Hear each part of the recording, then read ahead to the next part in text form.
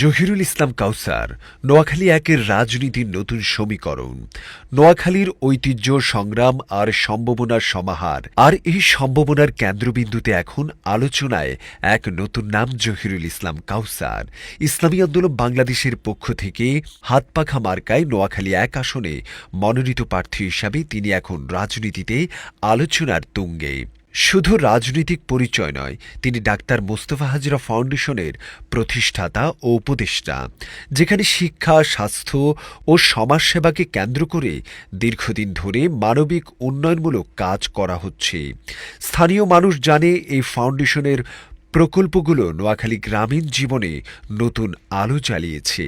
ফাউন্ডেশনের মাঠ পর্যায়ে প্রতিটি উদ্যোগের পেছনে ছিলেন জহিরুল ইসলাম। নিবিড় পর্যবেক্ষণ এবং দৃঢ় তদারকি, এই কারণে মানুষের কাছে তিনি রাজনীতিবিদ নয়, একজন জনসেবক হিসাবে পরিচিত। রাজনীতি তার কাছে নতুন নয়। তিনি ছিলেন নোয়াখালী জেলা ইসলামী ছাত্র আন্দোলন বাংলাদেশের সাবেক সভাপতি, যেখানে তিনি তরুণদের সংগঠিত করা, শিক্ষাঙ্গনে আদর্শভিত্তিক নেতৃত্ব তৈরি করা এবং নৈতিক সমাজ গঠনের আন্দোলনকে সামনে থেকে নেতৃত্ব দিয়েছেন।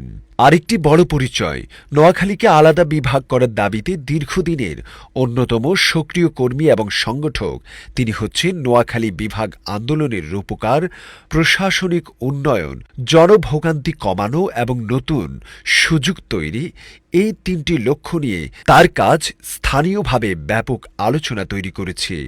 রাজনীতি আর সমাজ সেবার পাশাপাশি তিনি একজন শিল্পপতি ও সফল ব্যবসায়ী।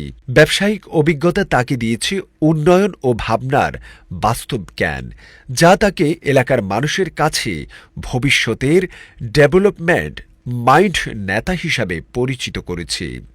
ইসলামী আন্দোলন বাংলাদেশের মনোনয়ন পাওয়ার পর অনেকেই এখন প্রশ্ন করছেন, নোয়াখালী এক আসনে কি নতুন রাজনীতির সমীকরণ তৈরি হতে যাচ্ছে? জনমতের দিকে তাকালে তার জনপ্রিয়তাও গ্রহণযোগ্যতা একটি বড় শক্তি হয়ে দাঁড়িয়েছে।